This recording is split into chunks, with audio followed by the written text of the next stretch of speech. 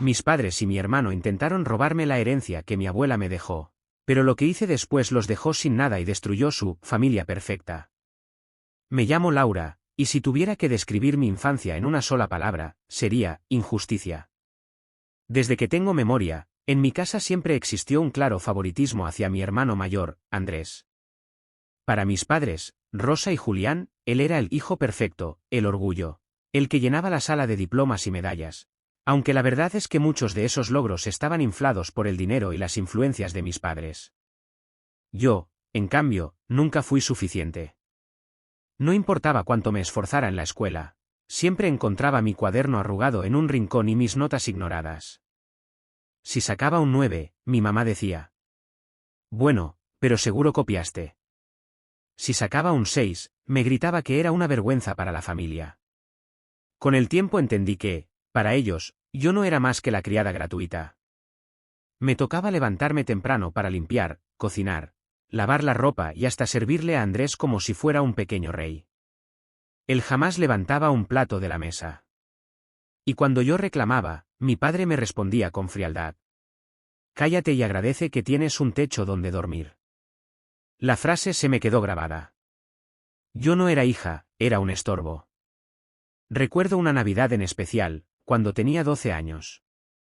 Andrés recibió una bicicleta nueva, un videojuego y hasta ropa de marca.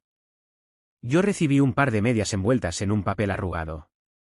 Cuando pregunté por qué a mí no me daban nada más, mi madre me contestó: no seas desagradecida, las medias son útiles.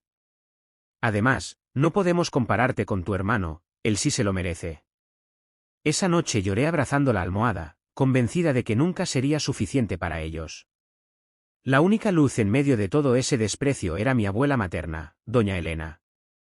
Ella siempre fue diferente. Mientras mis padres me gritaban por no limpiar bien, ella me decía: no te preocupes, Laurita, los platos se pueden lavar otra vez. Tu corazón limpio vale más que una casa brillante. Cuando yo me sentía invisible, ella me veía. Me enseñaba a coser, a cocinar sus recetas antiguas, a leer novelas románticas que guardaba como tesoros en su baúl. Y sobre todo, me repetía una frase que con los años cobraría más sentido: algún día, la vida te va a recompensar, porque tú eres noble y ellos no saben valorar eso. Con ella me sentía querida, protegida, como si yo sí importara. Era la única persona que me abrazaba sin que yo tuviera que pedirlo. Mientras tanto, mis padres solo se dedicaban a inflar el ego de Andrés. Le decían que era especial, que iba a llegar lejos, que debía estar orgulloso porque él representaba el apellido. A mí nunca me mencionaban cuando presumían de sus hijos. Era como si yo no existiera. Crecí con esa dualidad, por un lado, el rechazo de mis padres, por el otro, el amor incondicional de mi abuela. Y aunque trataba de aferrarme a las palabras de ella, cada día me dolía más ser tratada como un mueble viejo dentro de mi propia casa. Lo que yo no sabía entonces era que mi abuela había visto todo, había guardado silencio en público, pero en privado ya estaba preparando la manera de darme lo que mis padres jamás me quisieron dar: un futuro propio y digno. Mi abuela doña Elena siempre fue mi refugio, pero cuando enfermó, sentí que el mundo se me derrumbaba. Durante meses estuve con ella en el hospital, llevándole flores, leyendo en voz alta sus novelas favoritas, ayudándola a comer cuando sus manos temblaban. Mis padres y mi hermano apenas se aparecían. Rosa decía que le daba tristeza verla así, y Andrés afirmaba que estaba muy ocupado con la universidad. La verdad era que ninguno de los dos quería incomodarse. Cuando mi abuela murió, yo quedé devastada. Pasé días llorando, sintiendo que había perdido no solo a la única persona que me quería, sino también a la única razón por la que me mantenía en pie en esa familia. El velorio fue un golpe durísimo, pero lo que más me dolió fue la frialdad de mis padres. Mientras yo no podía dejar de llorar, ellos parecían tranquilos, incluso aliviados. En ese momento pensé que era mi dolor el que me hacía verlos así, pero después me di cuenta de que no era imaginación, ellos ya estaban planeando su siguiente jugada. Un mes después, comencé a notar actitudes muy extrañas en la casa. Un día llegué temprano de la universidad y escuché a mis padres hablando en voz baja en la sala.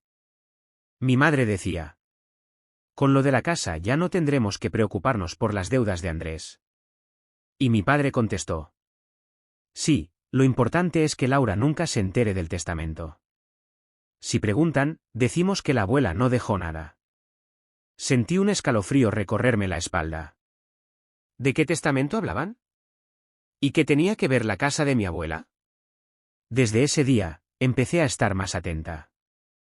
Me di cuenta de que recibían llamadas extrañas y se encerraban en el estudio a hablar en voz baja. Andrés, que normalmente era arrogante y presumido, ahora parecía nervioso, ansioso. Incluso lo escuché decir una vez: «Mamá, necesito esa plata cuanto antes, no puedo seguir así». Las piezas empezaron a encajar, mi hermano tenía deudas, mis padres estaban desesperados por ayudarlo. Y la casa de mi abuela era la solución mágica. Yo no entendía nada hasta que, rebuscando entre mis cosas, encontré una carpeta vieja en mi armario. Era un sobre amarillo que mi abuela me había entregado años atrás, diciéndome: «Guárdalo bien, Laurita, puede que un día lo necesites». En ese momento no lo había comprendido, pero cuando abrí el sobre, me quedé sin aliento. Era una copia del testamento de mi abuela, perfectamente sellada y certificada por un notario. En él decía, con todas las letras, que la casa de doña Elena me pertenecía a mí, y solo a mí, sin derecho a ser vendida ni manipulada por nadie más. Me quedé en shock. Entendí por qué mis padres estaban tan tranquilos en el velorio, porque creían que podrían esconder el testamento y quedarse con la casa para salvar a Andrés.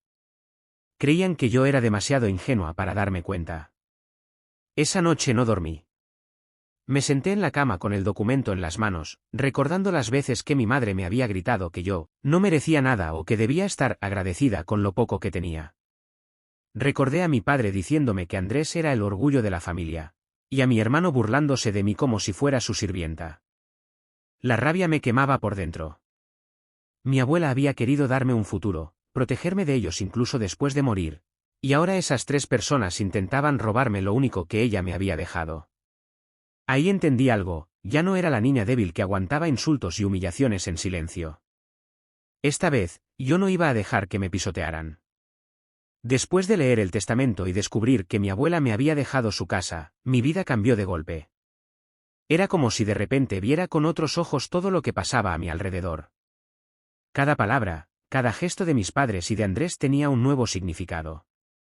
Yo siempre había sido la ingenua, la que no entendía nada, la que ellos podían manipular a su antojo.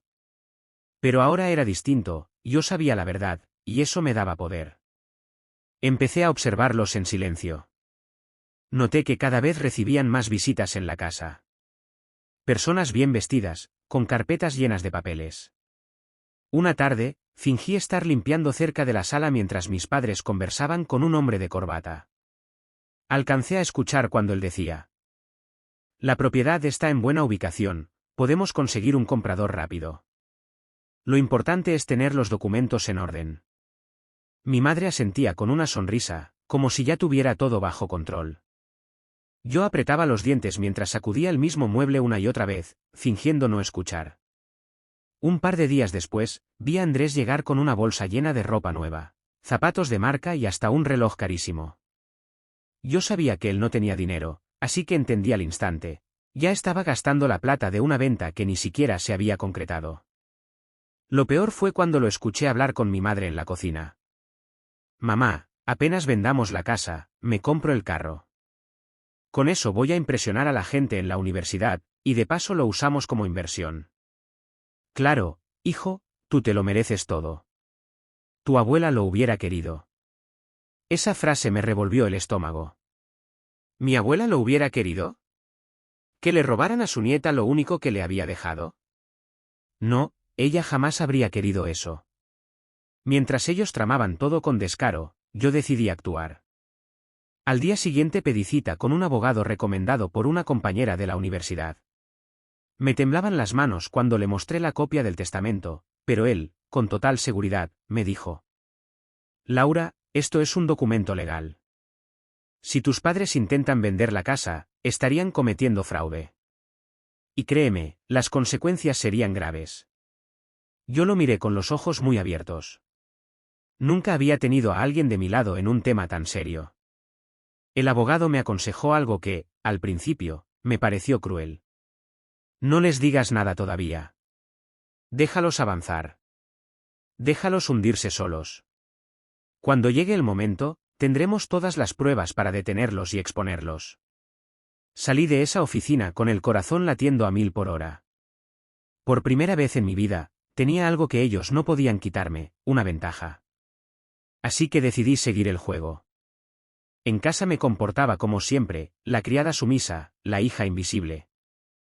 Fingía no notar las visitas, no escuchar las llamadas, no darme cuenta de que Andrés se la pasaba hablando de su futuro apartamento. Incluso recuerdo una cena donde mi padre, con una copa de vino en la mano, dijo: «Cuando vendamos la casa, podremos respirar tranquilos. Todo va a mejorar, y esta familia seguirá unida como siempre». Yo solo bajé la cabeza y mordí mi lengua para no reírme en su cara. ¿Unidos? Ellos nunca habían estado unidos conmigo, y pronto descubrirían lo que significaba subestimarme. Mientras tanto, guardaba cada pequeño detalle, fechas, nombres, las inmobiliarias con las que hablaban, las promesas que hacían. Todo iba a servir para el golpe final. Por dentro ardía de rabia, pero por fuera mantenía la calma. Sabía que la venganza no se sirve caliente ni tibia, se sirve helada, en el momento exacto. Los días previos a la venta de la casa de mi abuela fueron un desfile de hipocresías y sonrisas falsas en mi casa. Yo los veía más felices que nunca, como si de pronto la vida hubiera vuelto a sonreírles. Andrés se paseaba de un lado a otro hablando por teléfono con amigos, diciendo frases como: «Ya casi cierro el negocio, en menos de una semana tendré carro nuevo». Mi madre hablaba de redecorar la sala con muebles modernos. Y mi padre calculaba deudas y pagos como si el dinero ya estuviera en su cuenta. Yo los escuchaba en silencio, fingiendo ser la misma sombra obediente de siempre, mientras por dentro sentía una mezcla de ira y satisfacción. El día de la firma llegó. Se levantaron temprano, se vistieron de manera impecable, como si fueran una familia distinguida. Mi madre con su collar de perlas, mi padre con traje y corbata, y Andrés con una chaqueta cara que todavía olía a tienda nueva. No se dieron cuenta de que yo los seguía hasta la notaría junto con mi abogado, que esperaba el momento exacto para intervenir. Recuerdo la escena como si hubiera sido ayer. Estaban los compradores, un matrimonio elegante que parecía ilusionado con adquirir la propiedad. El notario revisaba los documentos, y mis padres firmaban cada papel con sonrisas de victoria. Andrés, sentado a un lado, no paraba de mirar su celular, como si ya estuviera eligiendo el color del auto que se iba a comprar.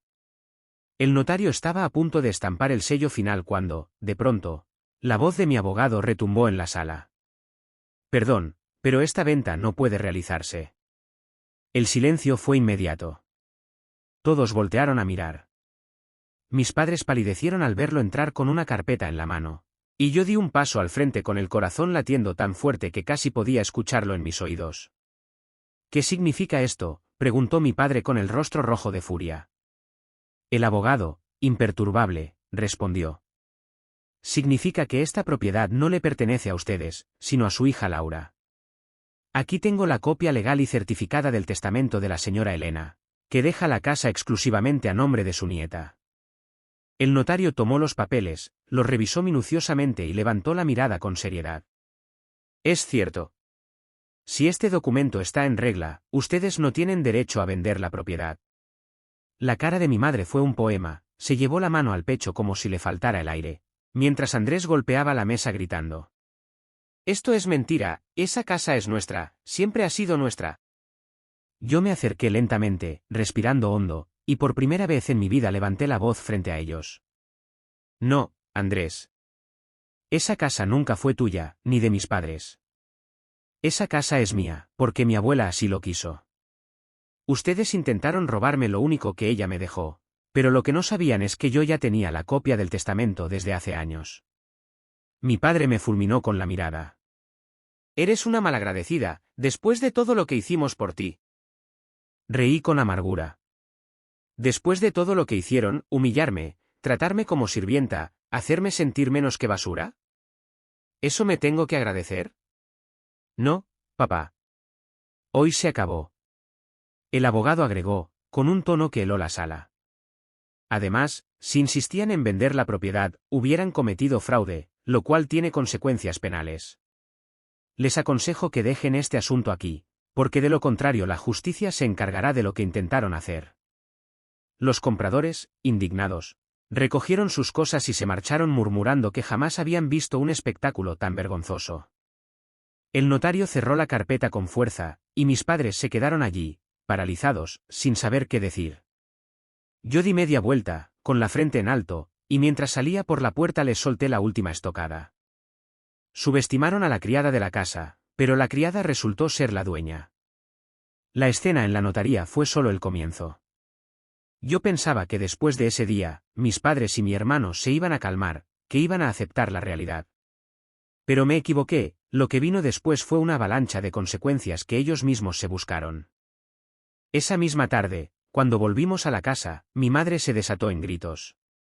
Nos avergonzaste frente a todo el mundo, Laura, ¿qué van a decir ahora los vecinos, los compradores, la familia? Yo, tranquila, le contesté.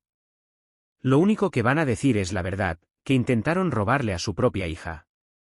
Mi padre no dijo nada, solo me miraba con una mezcla de odio y frustración. Sabía que ya no tenía control sobre mí. Andrés, en cambio, estaba fuera de sí. Golpeó la mesa, tiró un vaso al suelo y gritó. «Eres una maldita egoísta. Esa casa me hubiera salvado, ¿qué te costaba dejarla ir?» Lo miré con frialdad y le respondí. No es mi culpa que hayas gastado tu vida en caprichos y deudas. No voy a pagar por tus errores. Esa fue la primera vez que lo vi quedarse sin palabras. A los pocos días, la noticia de lo ocurrido en la notaría comenzó a circular. Los compradores, molestos por haber perdido tiempo y dinero, no se quedaron callados y contaron la historia a conocidos. La reputación de mis padres se vino abajo como un castillo de naipes. Mi padre, que trabajaba en una empresa seria, fue llamado a la oficina del director. Allí le dijeron que no podían confiar en alguien involucrado en un intento de fraude familiar. En menos de una semana, lo despidieron. Pasó de presumir de hombre de negocios a quedarse en casa todo el día, amargado, sin rumbo. La vergüenza de mi madre. Mi madre, que vivía obsesionada con las apariencias, sufrió la humillación más grande de su vida. En el barrio empezaron a señalarla como la mujer que quiso estafar a su propia hija. Las amigas con las que salía a tomar café dejaron de invitarla, la gente en la iglesia la evitaba, y hasta en la tienda del barrio le hacían comentarios sarcásticos como: ¿Y qué, doña Rosa, ya no está vendiendo propiedades ajenas? Cada vez que regresaba a casa, llegaba llorando, maldiciendo mi nombre, como si yo tuviera la culpa de sus malas decisiones. Pero el peor golpe fue para Andrés. Tenía deudas con prestamistas peligrosos, y su plan era saldarlas con el dinero de la casa. Como la venta se cayó, las llamadas y visitas incómodas no tardaron en llegar. Un día, lo vi discutiendo en la puerta con dos hombres que no parecían nada amistosos. Le advertían que si no pagaba pronto, las cosas se pondrían feas. Andrés terminó escondiéndose en casa durante semanas, paranoico, sin atreverse a salir. Además, en la universidad ya todos sabían que no iba a recibir la fortuna que tanto alardeaba. Sus supuestos amigos lo abandonaron, y la novia que tenía lo dejó apenas se enteró de que estaba arruinado. Pasó de ser el orgullo de la familia al hazmerreír de todos. Mientras ellos se hundían, yo di el primer paso para construir mi propio futuro. Me mudé a la casa de mi abuela, esa que habían intentado arrebatarme. Estaba descuidada, con grietas en las paredes y muebles viejos, pero para mí era un palacio. Cada rincón me recordaba a ella, y sentí que, de alguna manera, me seguía cuidando desde donde estuviera. Poco a poco, con mi propio esfuerzo, la fui restaurando.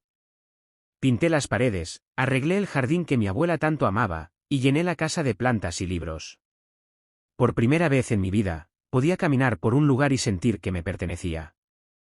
Lo mejor de todo fue que, legalmente, mis padres y mi hermano no podían tocar un solo ladrillo. Esa casa era mía, intocable. Y cada vez que veía sus miradas llenas de rencor, me sentía más fuerte. Yo no tuve que levantar un dedo para vengarme. Ellos mismos cavaron su ruina con su avaricia. Mi padre perdió su empleo, mi madre su reputación, y Andrés su supuesto futuro brillante. Y yo gané lo que siempre me negaron, mi libertad, mi dignidad y un hogar que, por fin, sí era mío. El tiempo pasó, y con él, las heridas fueron cicatrizando, al menos las mías. Las de mis padres y Andrés, en cambio, parecían abrirse más con cada día que pasaba. Al principio, intentaron culparme de todo. Decían que por mi egoísmo habían perdido la estabilidad, el trabajo, las amistades. Rosa me buscaba a veces en la casa de mi abuela solo para gritarme desde la reja cosas como: «Nos dejaste en la ruina, tu abuela estaría avergonzada de ti». El tiempo pasó, y con él, las heridas fueron cicatrizando, al menos las mías. Las de mis padres y Andrés, en cambio, parecían abrirse más con cada día que pasaba. Al principio, intentaron culparme de todo. Decían que por mi egoísmo habían perdido la estabilidad, el trabajo, las amistades. Rosa me buscaba a veces en la casa de mi abuela solo para gritarme desde la reja cosas como: «Nos dejaste en la ruina, tu abuela estaría avergonzada de ti». Yo simplemente cerraba las ventanas y me sentaba en el sillón favorito de mi abuela con una taza de té. ¿Avergonzada de mí? No. Ella estaría orgullosa de que finalmente me hubiera defendido. Mi padre, Julián, me dejó de dirigir la palabra. La última vez que cruzamos miradas fue en la calle, y en lugar de saludarme, me ignoró como si fuera una extraña. Fue extraño, sí, pero también liberador. No más gritos, no más desprecios. El silencio era un regalo. Andrés fue el que peor terminó. Sin dinero, sin amigos, sin novia, con una deuda que lo perseguía como una sombra. Varias veces intentó pedirme ayuda, incluso llorando, pero yo siempre le respondía lo mismo. Esa casa no es un cajero automático, Andrés. Es mi hogar, y tuviste tu oportunidad de vivir con responsabilidad. No me uses como tu salvavidas. Con el tiempo dejó de pedírmelo. Su orgullo herido no soportaba que la hermanita invisible fuera ahora la que tenía todo lo que él había perdido. Mientras ellos se ahogaban en su propio veneno, yo empecé a florecer. La casa de mi abuela se convirtió en mi refugio, mi templo. Restauré su jardín con las rosas que tanto amaba, pinté las paredes con colores cálidos, llené los estantes de libros, y en cada rincón puse recuerdos de ella, una foto enmarcada en la sala, su mecedora en el balcón, sus recetas en la cocina. Era como si, en cada respiración, pudiera sentirla conmigo. Y cada vez que mis padres o Andrés cruzaban por la acera con miradas de odio, yo recordaba sus palabras. La vida te va a recompensar, Laura. Y vaya que lo hizo. A veces me preguntan si no me dolió verlos caer tan bajo, si no tuve compasión. La verdad, no. Porque ellos nunca tuvieron compasión de mí. Me hicieron sentir invisible, me negaron amor, me trataron como criada. Y cuando mi abuela intentó darme lo único que podía para asegurar mi futuro, quisieron robármelo. La justicia no la busqué yo, se la buscaron ellos mismos. Yo solo me limité a no callar esta vez, a levantarme y a defender lo que me correspondía. Y esa fue mi venganza, demostrarles que no soy débil, que no soy una sombra, y que no podían seguir pisoteándome impunemente. Ahora, cada vez que paso frente a mis padres y a mi hermano, siento sus miradas llenas de resentimiento. Pero ya no me hieren. Todo lo contrario, son la prueba viviente de que las consecuencias existen. Yo me quedé con lo que ellos nunca pudieron comprar con dinero: paz, dignidad y un hogar lleno de amor. Ellos, en cambio, se quedaron con nada, salvo el recuerdo de que intentaron destruirme y no pudieron. El cierre. Hoy puedo decirlo sin miedo, la herencia que mi abuela me dejó no fue solo una casa. Fue la oportunidad de empezar de nuevo, de romper con las cadenas del desprecio, y de demostrar que yo valía mucho más de lo que ellos me hicieron creer. Y aunque mis padres y mi hermano sigan culpándome de su ruina, yo sé la verdad, ellos se destruyeron solos. Yo simplemente reclamé lo que ya era mío. Y esa fue mi historia. ¿Ustedes qué opinan? ¿Hubieran hecho lo mismo o habrían perdonado? Si les gustan estos relatos de drama familiar, herencias, secretos y venganza, síganme para no perderse las próximas historias, porque todavía tengo mucho que contar.